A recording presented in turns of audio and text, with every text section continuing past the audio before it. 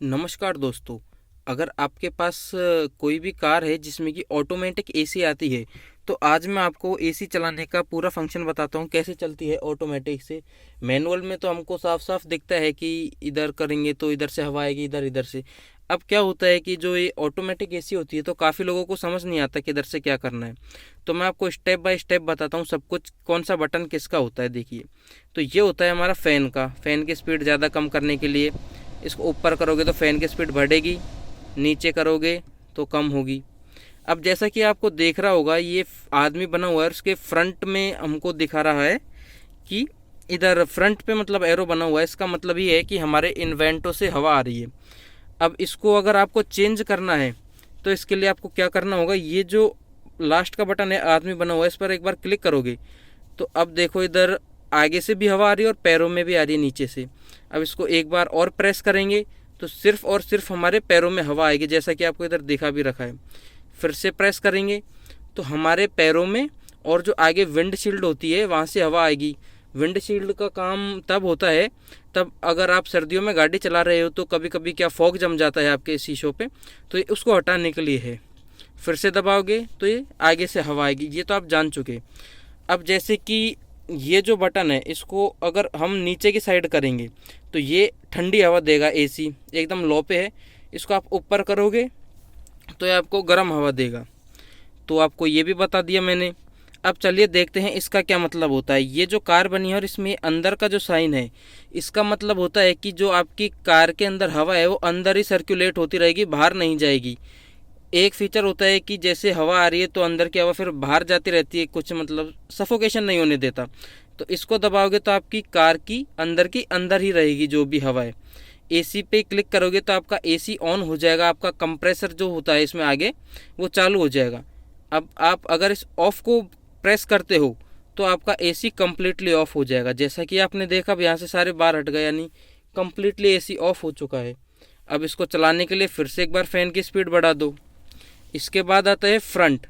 अब ये वही बटन है फ्रंट वाला कि अगर आप जैसे सर्दियों में गाड़ी चलाते हो तो अंदर पानी पानी सा आ जाता है, कांचों पे फॉग जम जाता है, तो इसको प्रेस करते ही आपका सारा फॉग क्लियर हो जाएगा।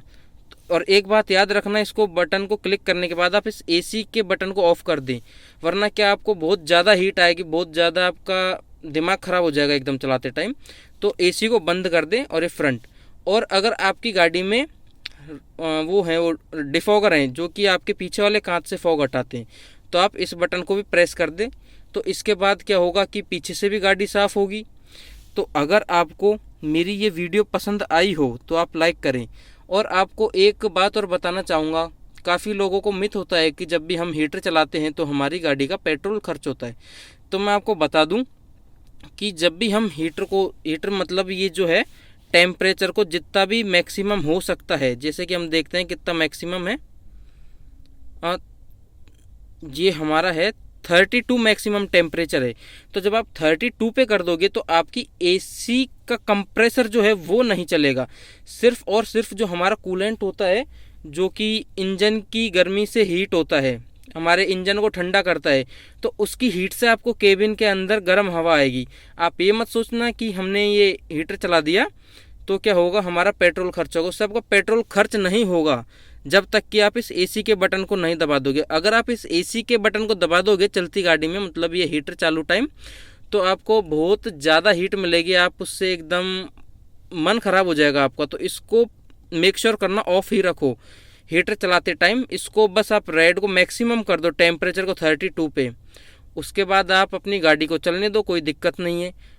आपका कोई भी एक्स्ट्रा फ्यूल खर्च नहीं होगा। जैसा कि जब हम एसी चलाते हैं गर्मियों में, जब तो भाई हमारा कंप्रेसर चलता है तो उसकी वजह से ठंडी हवा आती है, उस टाइम तो आपका पेट्रोल खर्च होता है। तो हमको क्या करना है, इस बटन को ऑफ रखना है एसी वाले को। और आप मेरी मानो तो ये जो आपको टेम्परेचर दिख रहा है, इसको आप मेक श्योर करो कि 24 पर सेट करके रखो। इससे क्या होगा, आपको गाड़ी के अंदर ना तो सर्दी लगेगी ना गर्मी लगेगी। एक नॉर्मल मिनिमम टेम्परेचर होता है, इससे कोई दिक्कत नहीं होगी। और फ़ैन स्पीड आप मेक श्योर करना कि एक डंडी पर रखो हीटर चलाते टाइम। ज़्यादा पे रखोगे तो आपको थोड़ा प्रॉब्लम होगी, सफोकेशन टाइप होगा। अब अगर आपको मेरी वीडियो पसंद आई हो तो लाइक करें। Thank you.